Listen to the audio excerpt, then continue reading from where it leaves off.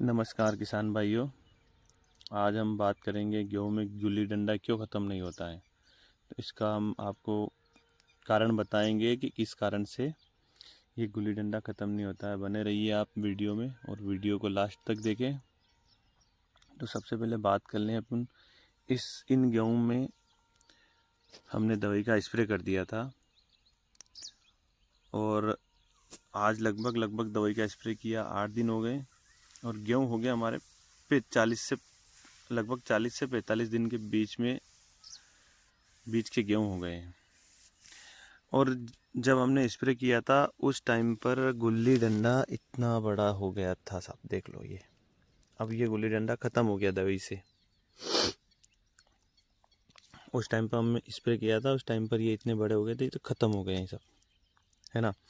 अब नए सिरे से वो तो ख़त्म हो गए जिसमें दवाई का स्प्रे किया, और नए सिरे से और नए नए उगकर आ रहे हैं। तो फिर हम सोचेंगे यार दवाई ने काम नहीं किया, हमारा तो गुल्ली डंडा ख़त्म नहीं हुआ। आप देख सकते हो कितनी भयंकर मात्रा में उग रहे हैं। ये उग रहा है, ये उग रहा है, ये उग रहा है, ये उग रहा है, ये तो ये बहुत ही लगभग 50% अभी उग के आ रहे हैं, 50% पहले उगे।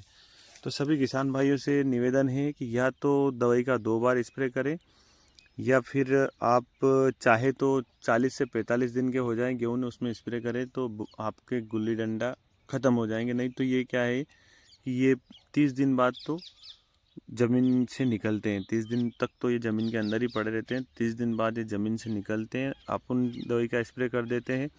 30 दिन के गेहूँ हुए, 25 से 30 दिन के ना अपन इसमें स्प्रे कर देते हैं दवाई का।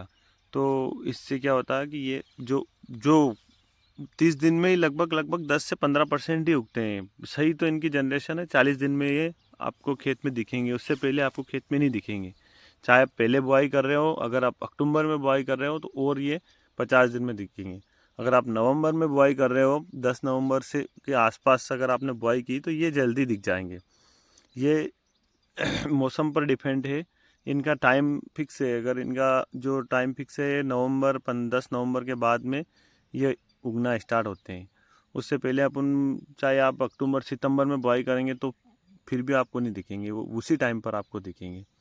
तो आपसे निवेदन है सभी किसान भाइयों से कि आप अगर गेहूं में स्प्रे कर रहे हैं, गुल्ली डंडा आपके खेत में जा ही नहीं रहा, ना आप परेशान हैं, तो आप से निवेदन है कि आप 40 से 45 दिन में आप स्प्रे करें तो आपको अच्छा रिजल्ट मिलेगा। हमने इस खेत में क्लोडिनाफॉप प्लस मेटसल्फान का स्प्रे किया हमने, और उसके बाद में चौड़ी पत्ती और सकड़ी पत्ती दोनों एक साथ कवर करता है। तो चौड़ी पत्ती में तो हमारे देख लो आप, ये सारी खरपतवार ख़त्म हो गई। ये जंगली मेथा है, ख़त्म हो गया है साहब।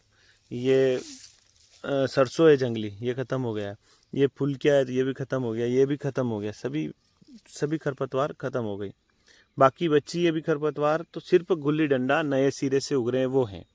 तो मेरा सभी किसान भाइयों से निवेदन है कि आप 40 से 45 दिन के गेहूँ हो जाए और स्प्रे करें तो आपको अच्छा रिजल्ट मिलेगा। नहीं तो आपके खेत में फिर उतने ही दिखेंगे और आप सोचेंगे यार हमारी दवाई ने काम नहीं किया है, क्योंकि दवाई ने तो काम किया है। देख सकते हो आप, दवाई ने तो अच्छा रिजल्ट आया दवाई का। ये ख़त्म हो गया, देखो साहब, ये भी ख़त्म हो गया, ये भी ख़त्म हो गया। तो दवाई का रिजल्ट तो अच्छा आया, लेकिन ये बाद में जो उपकर आए हैं इसको तो दवाई ख़त्म नहीं करती, क्योंकि दवाई है सिस्टमेटिक। सिस्टमेटिक नहीं, ये कॉन्टैक्ट हर्बिसाइड है। गेहूँ की दवाई से भी कॉन्टैक्ट हर्बिसाइड आती है, जिस पर पड़ती है वो ख़त्म कर देती। अगर ये सिस्टमेटिक होती तो ये ज़मीन से काम करती और अंदर से जो उग रही उसको भी ख़त्म करती और नए सिरे से उगने नहीं देती। लेकिन ये जो आती है अपनी दवाई 2,4-D मान लो, मेटसल्फान मान लो, या क्लोडिनाफॉप, ये सभी कॉन्टैक्ट वाले हैं। तो जिस पर पड़ेगा उसी को ख़त्म करेगा।